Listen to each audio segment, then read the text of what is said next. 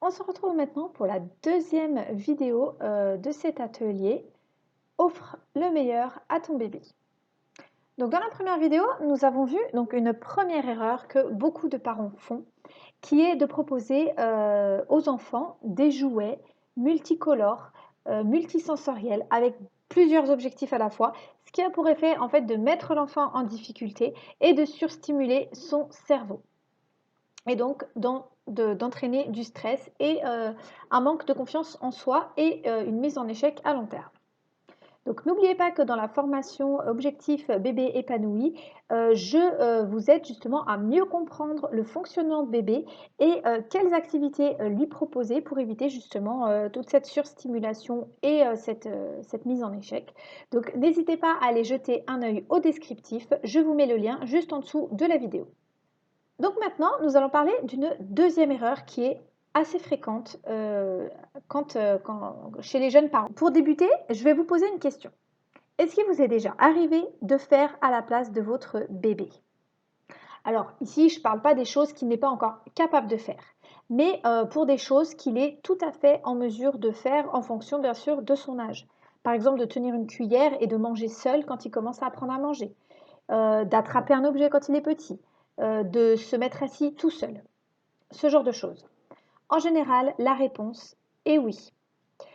Il faut savoir que dans la pédagogie Montessori, Maria Montessori nous dit que toute aide inutile est une entrave au développement. Qu'est-ce que ça veut dire tout ça? En fait, ça veut dire qu'à chaque fois qu'on ne va pas laisser faire notre enfant seul ce qu'il est capable de faire, on l'empêche de se développer, de perfectionner ses mouvements, ses gestes, ses capacités tout simplement. Alors c'est vrai qu'en tant qu'adulte, on aime beaucoup le contrôle, on aime tout contrôler et souvent on est très pressé que nos enfants y arrivent. Mais il faut garder en mémoire, il faut garder en tête que nos enfants, ils ont besoin de temps pour s'entraîner. C'est comme nous, on ne va pas apprendre à coudre en 5 minutes. On va faire des essais, on ne va pas y arriver, on va se tromper, on va recommencer, etc. etc. Donc le bébé, c'est pareil, il faut lui laisser le temps. Surtout que bébé, son but, bien sûr, comme tout être humain, c'est d'apprendre pour devenir ensuite autonome.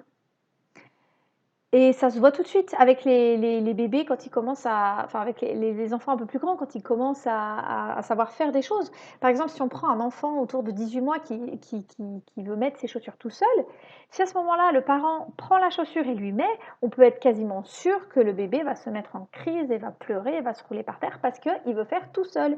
Et moi, je me rappelle très bien de mes enfants à cet âge-là. C'était les premiers mots qu'ils disaient, c'est tout seul, tout seul, tout seul, quoi. Ils veulent faire tout seul. Et en fait ça, Maria Montessori l'explique en fait en nous disant qu'à la naissance, le bébé, il n'est pas, il est pas encore autonome bien sûr et en fait, on peut dire qu'après avoir, passé le stade d'embryon physique, donc dans le ventre de la maman, il devient à la naissance un embryon psychologique. C'est-à-dire qu'il va devoir construire toutes ces compétences-là pour, en fait, poursuivre son but qui est de devenir autonome pour s'adapter en fait, à son environnement et pouvoir survivre en fait tout simplement. Donc si vous voulez en savoir plus sur comment accompagner cet enfant dans sa quête d'autonomie, j'en parle dans la formation Objectif bébé épanoui, donc que vous trouverez le lien et le descriptif en bas de la vidéo.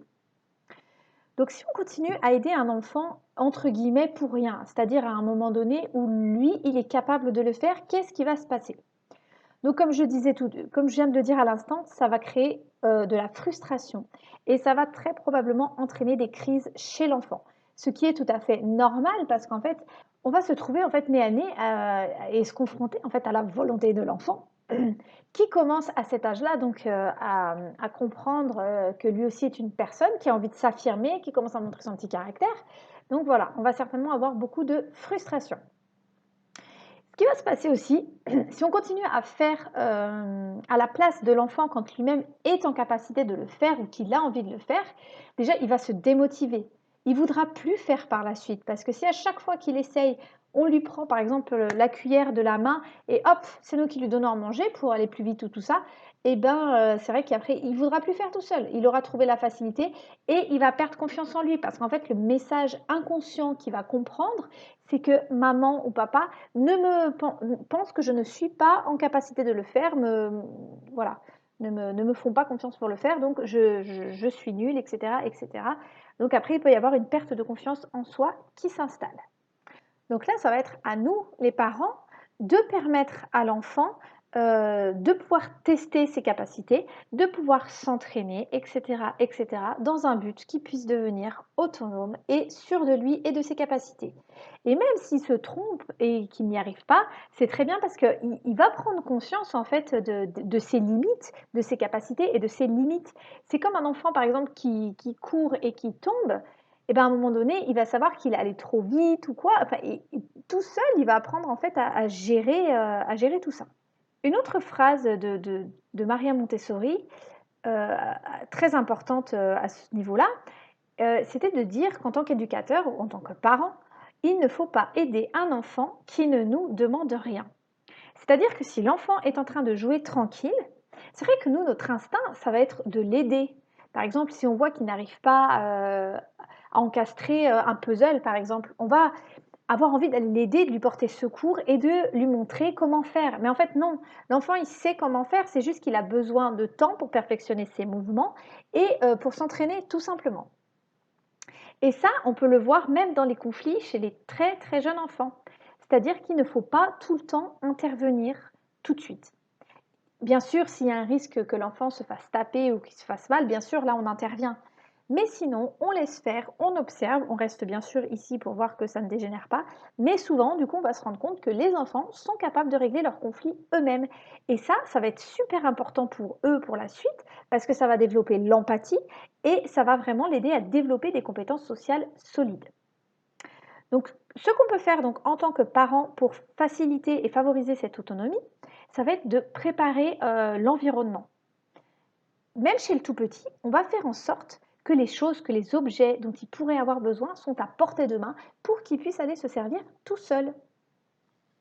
Donc pour un tout bébé qui ne se déplace pas encore, ça va être tout simplement par exemple de poser les hochets à portée de ses mains. Comme ça, il va pouvoir lui-même les attraper. Plutôt que de lui mettre directement dans la main, on va le laisser attraper tout seul parce qu'il va apprendre comme ça à perfectionner donc ses mouvements.